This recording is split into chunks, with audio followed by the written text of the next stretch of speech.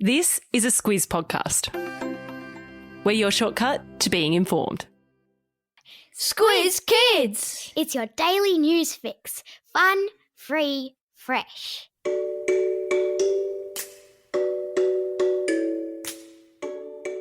Hello and welcome to Squiz Kids, your fresh take on what's happening in the world around you. I'm Bryce Corbett. It's Friday, March 26. In Squiz Kids today, the Olympic torch is lit. Venice welcomes dolphins. The Aussie telescope in moon mission. And it's Tiger Keeper Q&A Day. That's what's making news, kids style. The Lowdown. A tiny flicker of a flame was held aloft in Japan yesterday, marking the start of the Olympic torch relay, and what officials there hope will be the first act in a successful Tokyo Games.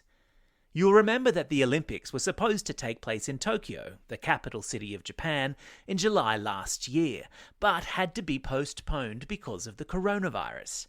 Postponed means pushed back to a later date. That date is July 23 of this year, so about 4 months from today, when athletes from around the world are expected to arrive in Tokyo to compete for gold. The Olympic torch relay is an important part of the Olympic Games tradition. The torch carries what is called the Olympic flame, which is to say a fire that has been burning without interruption since the Berlin Olympics of 1936. That's a flame that has been kept alight for 85 years straight. The torch will be carried now by no fewer than 10,000 runners through 859 locations in Japan for 120 days as it makes its way to the Olympic Stadium in Tokyo, where it will be used to light what's called the Olympic cauldron, which is a big bowl of fire that will burn throughout the duration of the Games. Pretty cool, huh? Or hot, I suppose, depending how you look at it.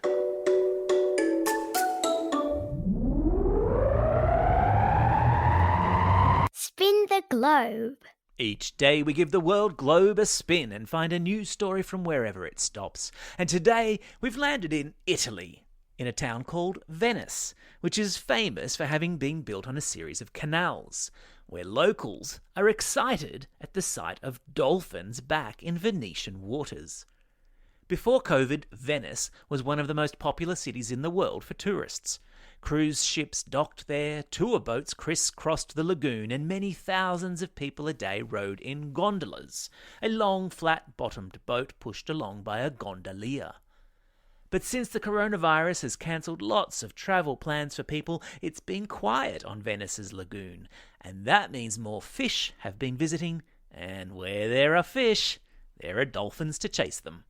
There's a link in today's episode notes to video of dolphins in the Venice lagoon.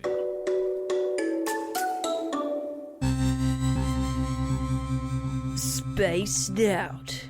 50-odd years ago, a little town in New South Wales called Parkes played an important role in the massive achievement that was putting a man on the moon. You see, there's a big telescope in Parkes, and back in 1969, that telescope helped the American space agency NASA communicate with the astronauts on the moon, and even helped relay the first TV pictures of man walking on the moon. Now, that same telescope is getting ready to play an important role in an upcoming series of new moon missions, whose ultimate aim is to establish a permanent human base on the moon. The telescope operators have just signed a deal with companies in America who are coordinating these experimental flights to the moon to help them collect the piles and piles of data that will be coming down from space to Earth. Another way, Australia is going to play a part in the exciting new era of space exploration. Get your astronaut suits at the ready, people.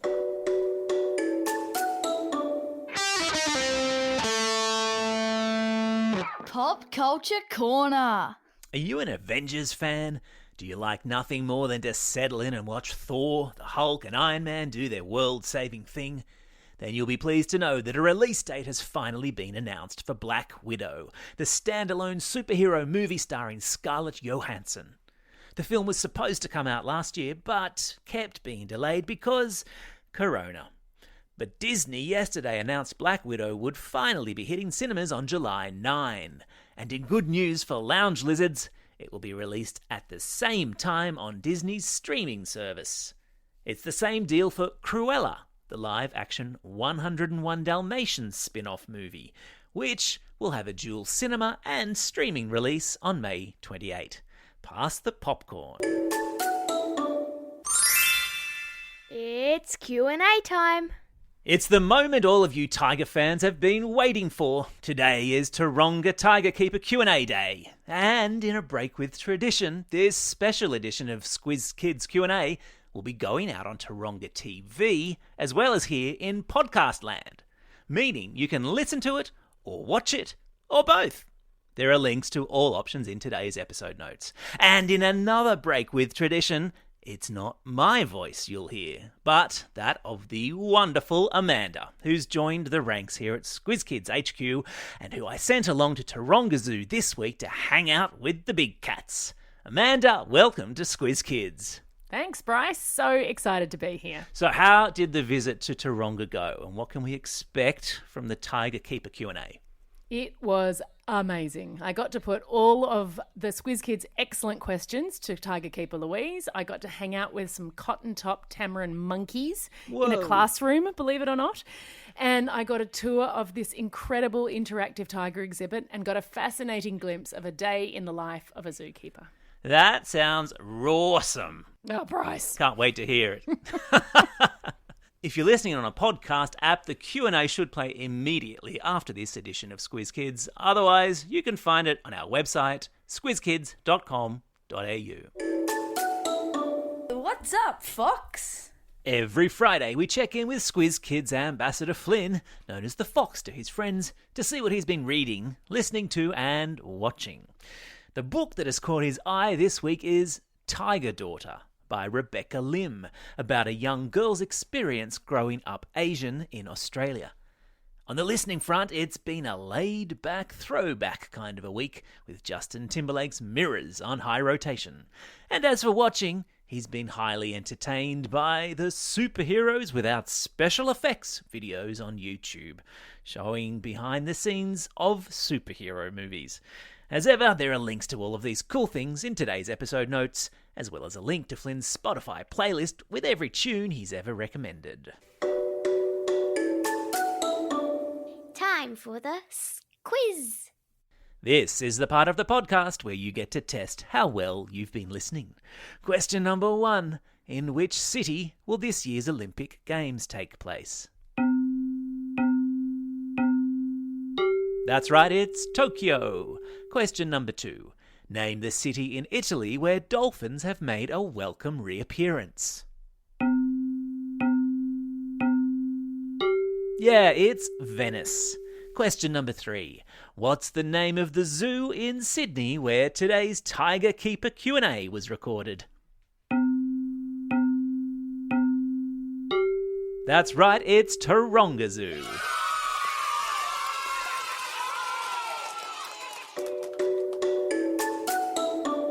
Shout-outs.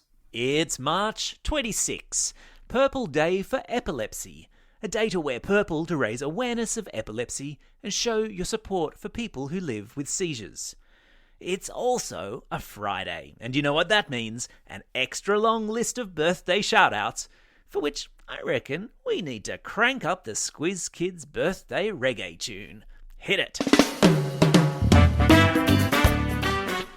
Happy birthday to Hussein from Gosford East, Ashley and Gus from Belmont, Maddie from Dubbo, Elise, Nell and Johnny from Sydney, Aisha from Abbotsford, Summer from Albany Hills, Harry from Nedlands, Felix from Mansfield, Delilah from Carryong, Joshua from Haberfield, Xanthi from Mitchelton, Alyssa from Carolee, Emily from Forest Lake, Nicholas from New South Wales, Chelsea and Gurjup from Glendenning, Flavius from Belmont and Annabelle from Mackay.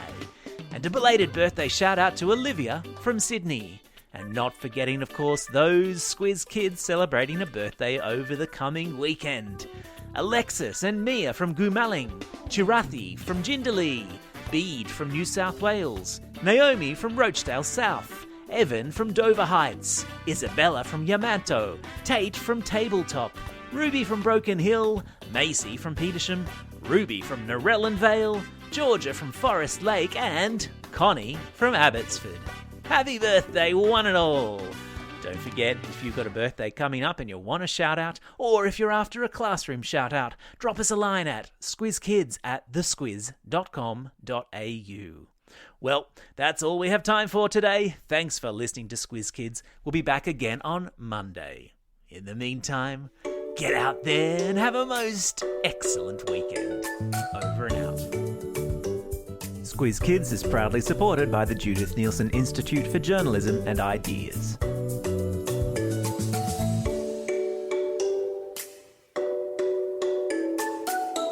Squiz Kids! It's your daily news fix. Fun, free, fresh.